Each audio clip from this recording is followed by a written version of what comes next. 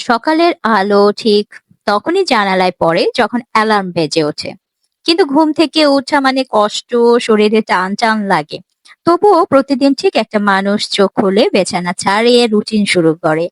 এমন না যে তার জীবনে সমস্যা নেই। ওরও মন চায় সোশ্যাল মিডিয়ায় ডুবে থাকতে, হঠাৎ একদিন সব ফেলে বিশ্রাম নিতে।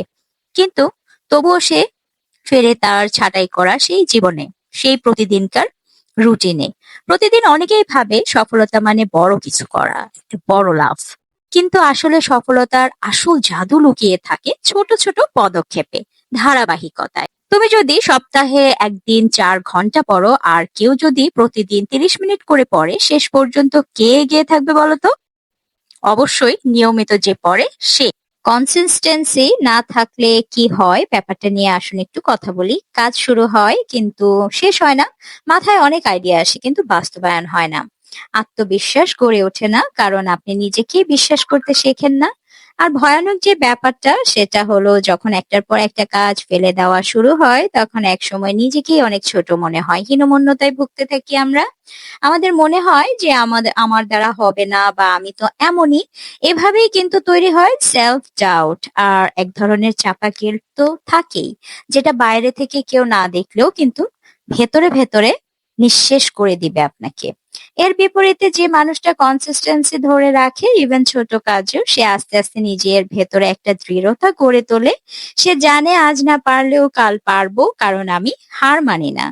এই যে মনের শক্তিটাই তাকে বাকিদের থেকে আলাদা করে তোলে।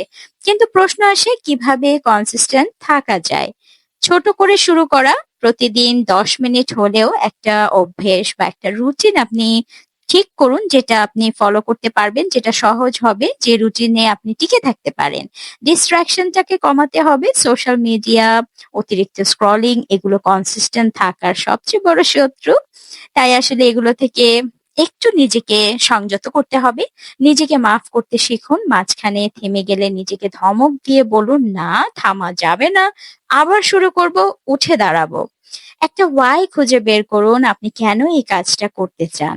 যখন কারণটা পরিষ্কার থাকবে নিজের কাছে নিজের, তখন দেখবেন কনসিস্টেন্সিটা আরো শক্তপোক্ত হবে। এই কথাটার গভীরতা বোঝা যায় তখনই যখন আপনি বুঝবেন ধারাবাহিকতা মানে বোরিং হওয়া না, ধারাবাহিকতা মানে স্ট্যাবিলিটি, মানে গ্রোথ। আপনি প্রতিদিন যা করেন সেটাই আপনার ভবিষ্যৎ তৈরি করেন। নাড়াচাড়া না থাকলেও নীরব সেই চেষ্টাই একদিন পাহাড় ভাঙার শক্তি হয়ে দাঁড়ায়। তাই শেষ প্রশ্নটা আপনার নিজের কাছে, আপনি কি শুধু শুরু করতে চান নাকি শেষও করতে চান? আপনার উত্তরই আপনার জীবন বদলে যাবে। ধন্যবাদ।